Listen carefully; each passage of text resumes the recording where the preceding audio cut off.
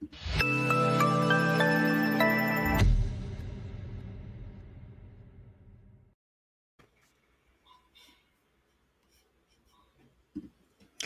everyone, and welcome to another episode of the Sibme Coach Replay Show.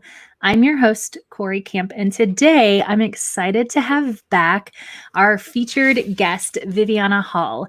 Viviana, if you remember, she was on the show a couple of weeks ago where we talked about just some of the foundations around bilingual education and how we can support students and utilize the theoretical framework of bilingual education in our online and virtual and remote work with our students who are English language learners.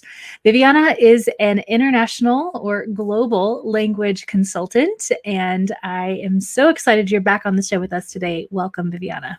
Thank you. Thank you so much, Corey. I am incredibly excited myself, and I know that this is a topic that is really relevant today. So I really thank you for bringing that up in your show. Yeah, I am so excited as well. And, today we talked about the theoretical piece a few weeks ago when you were on. And I want to, if you missed that episode, go check it out. It was episode 7. And check out our takeaways from it for just a quick breakdown and some resources around the framework that we're going to bring up again today. But today we're really focusing on some practical applications. And really we're looking in at that maximizing the transferability of reading skills for those who are learning English as a second language. So what do we mean by transferability of reading skills, and why is this important as we begin to think about this? Well, this is an incredibly great connection with what we were doing the last time, because if you remember, we talked about the CUP theory, the common underlying proficiency theory. And we said that at the surface, we can see two icebergs. One represents one language, the other one represents the other language. But what we don't see, what's underneath, is that everything is connected. It all comes together. So then we had a little bit of a clip in the video that was showing, the more you pile up in one language, the more you have to transfer. So the idea of transferring reading skills is something that, yes, we definitely need to know how much are we going to be able to help students to grow in their native language so that then they have something that they can transfer into their second language. And some researchers would tell you that some things are transferable just because they happen to have the same type of analysis in your brain and the same metacognitive strategies that you're using. Some things we actually need to help the students and point to the cognates and point to things that are more specific. But in general terms, and a way to remember it very easy is the more you have, the word transfer is one of those people are always curious about things that are easy to remember. And this is common sense, basically. The more you have on one side, the more you can transfer to the other side. So that's basically the concept, that we can begin to think about packing a lot of things in that suitcase so that by the time we travel with that transferring, that we have lots that we can take. Yeah, and it's funny that you mentioned the suitcase. As you were talking, I was thinking about moving boxes, right? The more that I am moving from in my old home into this new home or a second home, then the more I have there to transfer. So we want to definitely take inventory. We talked about last time about some ways to identify the current set of skills and move into using that in our newer instruction. So. Right. You have a video for us today that I'm excited, and so I wanted excited to share. I want you to give a little bit of background, though, about this video, and it's some clips from a webinar. And so, tell us a little bit more about this as I get this pulled up and ready for us to view. Of course. And you mentioned the key point here. It is a complete 1-hour webinar that has been reduced to 3 minutes. So you can only imagine. Hyper focused. I love it. You can only imagine how difficult it is to really extract from something and really just bring some highlights. So we're probably going to leave a lot of people that are just going to be enthusiastic and motivated to see more about it. But I do want to mention that the most important reason why this video is something that I wanted to bring to the show is because this video was created by somebody who was named the Texas Bilingual Teacher of the Year twice, in 2018 and in 2019. And the reason why is because in the district where she was working at as a bilingual teacher in a 4th grade classroom, she broke the record. 2 years in a row, 100% writing star, which is in the state of Texas, the writing exam, which nobody passes. In fact, in this district for 10 years, they haven't even met the meets standards, much less to pass. And she also had about 70% of commended performance within those 100% passing scores. So needless to say, we became very, very, very good friends. And I have been working with her in the development of these webinars. So she brings a lot of experience and she brings a lot of concern about how people need to really know certain, she calls them her secrets, her recipe tips that work incredibly well in the classroom.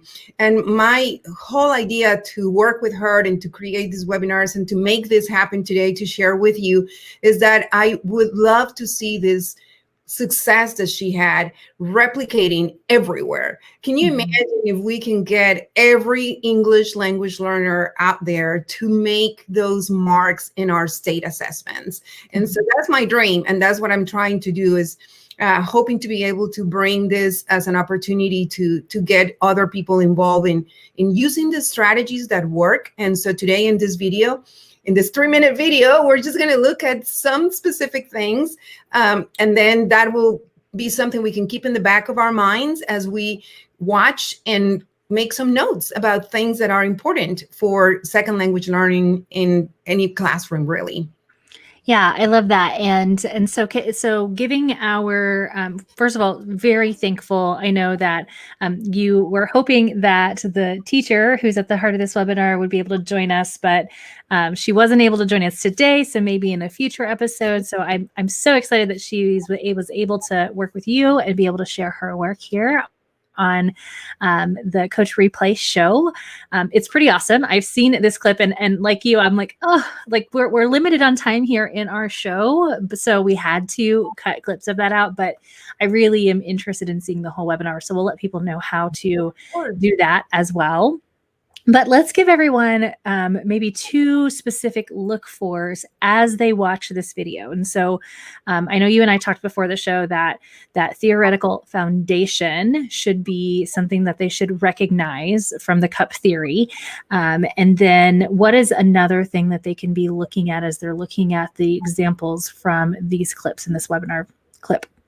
I think that even though it's a short video, it can be very evident that we can actually see how it develops from a understanding of where the students are. So from a zone of proximal development, where they are, and then moving into a lesson that is delivered in a very scaffold delivery plan, and with the same way in which we always do our lessons, with a gradual release of responsibility. So you will be able to see at what point we're doing something that is the I do for the teacher, and then at what point she's doing the we do of both of us working together, and at what point she's leaving that for the student to be able to continue on their own. So that's something that, yes, as we keep it in mind, we can actually identify it in these clips. And then the other thing that we can identify it, and that this to me is the real takeaway, is I'm saving the best for last, the lesson plan, because what we're doing is we're creating a framework that can be replicated anytime, anywhere, in any lesson with any students. We mentioned briefly on our last conversation that when you write your lessons, keeping your students in the margin in mind, you're actually including everybody. So this is what this lesson framework, and we call it the sequence map. That's what we call it. It was created by my organization, which is Global Vida, with I work with Luz Roth, the Teacher of the Year we were just mentioning. And so we created this sequence map that if you take something with you today, make that the framework of the sequence map, something you can start doing. It's simple, it's an easy thing to replicate, and it really, really works. It works incredibly well with students who are learning a second language, so it works with everybody. I love that. All right, so let's go. I'm going to put your look fors here at the bottom, looking for the theoretical foundation, the sequence of learning, and then the planning in these examples. And we'll take a moment to watch this 3.5-minute clip. Perfect. We recommend that you show a sequence map like this one to your students to keep them informed of what they are learning during the lesson. Also, this map helps the teachers stay organized and have a complete, focused lesson. The first and last boxes are always the same for all lessons. At the beginning of the lesson, the teacher starts by setting up the rules, small group jobs, and the objective, always ending the lesson with a closure, including a review of the academic and thematic vocabulary, a review of the objective, and a reflection of the lesson.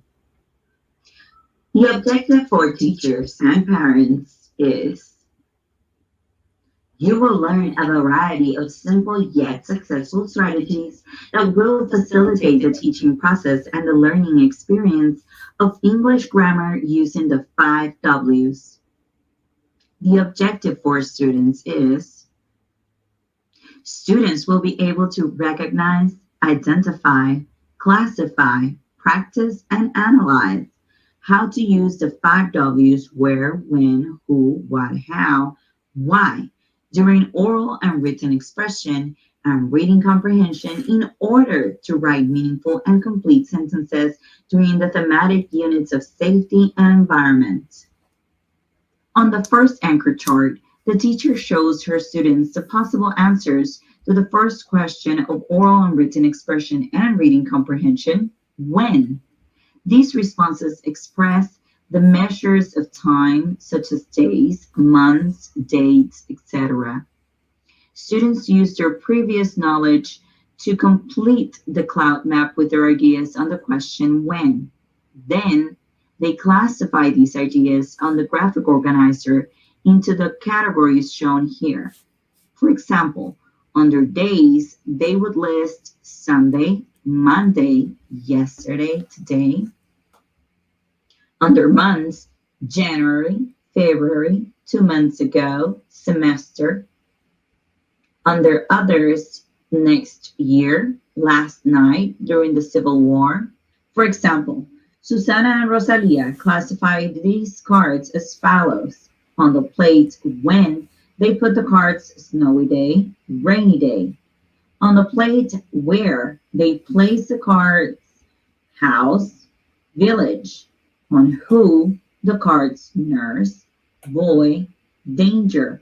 On the plate did what, the cards showering, climbing up, started a fire, dancing. On the paper plate why, they placed the cards bored, tired, in love, emergency. Next, they select the cards rainy day, house, nurse, dancing, and bored. Finally, they place them on the paper strip in the correct sequence and write the sentence: during a rainy day inside her house, the nurse started dancing because she was bored. Susana and Rosalia used the rubric cups and evaluate their sentence.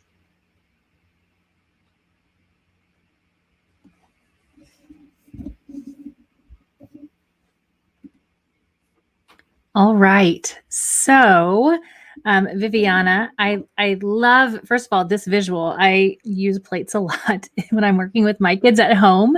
And so I was like, oh, I'm not the only one who writes on plates for, building words and sites. And so I love both of these examples. We saw for the movement from a mini lesson and moving from a cloud map to starting to classify, to taking that into a little bit more hands-on with the plates and then building sentences. Isn't that amazing? That that's exactly what we need to take away from this video, is that we begin with a lesson plan that has a sequence, a certain order. That sequence it says it in the lesson, the teacher says, we recommend you use this to show it to your students. They need to know where they are. They need to know what's coming up next. They need to know when they're going to be finished and what's going to be the last activity they do. And that's involving them in the whole process. So that is one of the things that at the beginning, you always do this, and you notice the 3 boxes in the middle, well, the empty boxes, because that's where you change. That's where the lesson can be. Social studies, it can be science, it can be math, anything. But the beginning is always going to be your objective, your rules. And in the end, it's always going to be your vocabulary, your objective again, and a reflection. What goes in the middle, you decide based on what you just named, based on what is something I can do with my whole group, which will be the I do. What is something I can do that is hands-on? And in this video, we heard just a little bit, Susana and Rosalia are working. So obviously this is where they're working together. This is the we do. And then eventually we would have an activity after these centers that are in the last part of the video. There's one more activity, that's the writing activity, where they will all be working independently. So this is a very nice way in which we can put together some of that information that is so relevant for any teacher, and you nailed it. This is going home and is creating miracles, because it's paper plates. And it is color paper, and it is crayons and markers. So when teachers watch this video, and that's why we have the objective is for teachers and for parents, because parents are now also our teachers at home. We want them to be doing things that are exciting, and we want them to be doing things that are hands-on. A parent cannot help if the student, the only thing he's doing is write on the screen. What is the parent's role there? But if you got paper plates, and if you got a couple of markers, and if you got a few cards, flashcards, then you get the parent involved, and then the parent is going to be excited. And then it becomes something that really, really continues this momentum of learning is fun, and learning is something we all have access to. So I am so happy that you're also into the paper plate and manipulative type of person. I thought I was the only one. We used to do sight word smash and all kinds of things. But yeah, I think it's as we start to think about how can we recreate. So the other thing that I love about this and the paper plates, just as a simple example, is if I am a virtual learner and I am at home, I can use the things around me. I don't have to have a laminator and a fancy set of pens or any of that. I can just use a couple of things from around the house to get my students up and engaged in the learning. So I want to invite our go ahead, Viviana. No, I was going to say that it is exactly what we haven't been able to show for the rest of the webinar. That the 1 hour webinar is full of ideas, and it begins with paper plates, and it moves on to lunch sacks, and it has a lot of other pieces of paper, of colored note paper. You put inside a protector sheet a color paper, and it becomes such a magical resource. Write on and erase with your dry erase and change it. It makes hands-on experiences something that really interests students in learning. And yesterday I happened to be in one class where I was observing a Spanish camp that we do with children who are learning Spanish as a second language. And the whole activity for the day was to create a paper projector so that we could talk about movies, because that's another thing, is we don't teach language by using language. We teach language by using a context. So movies, and the excitement of this kiddo working on this.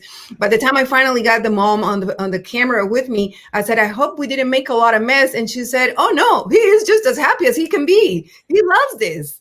So it works. It really does work. Yeah, it's engaging for them. So as I think about the role of instructional leaders who are alongside teachers, helping them as they're working on maybe some co-lesson planning, or they're giving feedback on lesson plans, helping teachers remember the cup theory, that common underlying, and then also helping them think through the learning sequence and think about the different possibilities within that. So I think this webinar that you have is a really good one for instructional leaders who are supporting teachers who they may not want to ask their teacher to watch an hour-long webinar now, but they can pull things from there to then support their teachers. Is there anything else you can think of as you begin to think about this practical application and how instructional leaders can be supporting teachers in that? I think you just gave me a great idea of how coaches can be really the ones internalizing the webinar and extracting things like we just did, right? Like a 3-minute can be so incredibly full of ideas and things that we can do. And the part that I really would encourage coaches to work with is when we looked at the objectives just now, it was very quick to be able to remember, but in those objectives, when it talks about the student side of the objectives, we have color coded what was the learning objective and what was the language objective. And that's something that our coaches really could help our teachers a lot with, because that's a little bit of a struggle. We hear it in theory. We must be able to put these two together. We must be able to work with that. And then the teachers, if they don't have the coach to guide them and to help them with this piece, they end up doing things that are separate. Oh, this is when I did the reading. This is when I did the writing. This is making everything in one cohesive piece of lesson that works with everything together. So that was very quickly in our lesson for today, but it's something that you can extract from the webinar and that you can make an effort to watch with every teacher. Notice this is the learning objectives. It was talking about identified, classified. It was talking about verbs that really, if you think about it, go with Bloom's taxonomy. So those are your learning objectives. But then after you have the students able to identify it and classify it and organize and name, then you move on to working with oral expression, reading, writing examples, and that's how you incorporate the language piece. So that to me is a real good opportunity for coaches to help teachers, regardless of classrooms. We think that only bilingual teachers should be thinking about learning objectives and language objectives, but really every teacher does, and they do an amazing job. Sometimes we just haven't been able to name it. We don't know that we're doing it, but it is already happening, and it's just a matter of making a conscious effort to be sure that it's always included. Yeah, definitely. And I think there's some power as an instructional leader to help teachers name things and identify them so they can replicate them. Because especially this year, we experience a lot of teachers who are doing great things, but because they are just trying to survive right now and make sure that their students are excelling, they may not notice those things. So I definitely see our coaches being able to say, this was great, and here's why it was great, by the way, in case you didn't really have that transferred in your brain about the how you're utilizing that theory in action, but then also sharing that with others so they can see it. I want to take a minute to just highlight your takeaway that you put together for everyone today, and the fact that if you want to see the full webinar, which I highly recommend, I'm going to be checking it out. You can find Viviana's information at the very bottom. Connect with her, reach out to her, send her a DM, and she can get you access to that 1-hour webinar. But again, just thinking about some of the key things that we saw in this example, feel free to play back this Coach Replay episode. If you're listening on podcast, I recommend you go check out the video that we shared because there were some really great visuals. But I would freeze frame almost on that objectives where you do have it color coded between the learning objectives and the language objectives. So yeah, great stuff.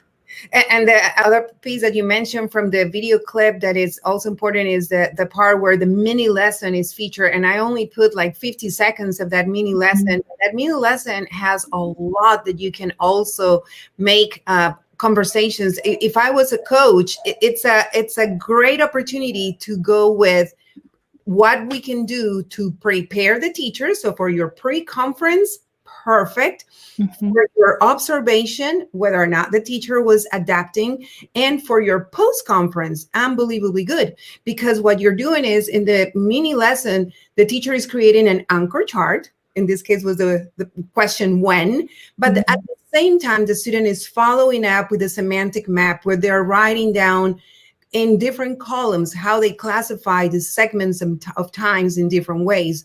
It could be days, it could be months, it could be phrases like during the Civil War. So this is something that coaches will definitely be able to maximize and utilize. And another thing that I don't know if I mentioned is this 5Ws webinar, which is the name of the actual strategy, the 5W strategy. It's actually available in both English and Spanish.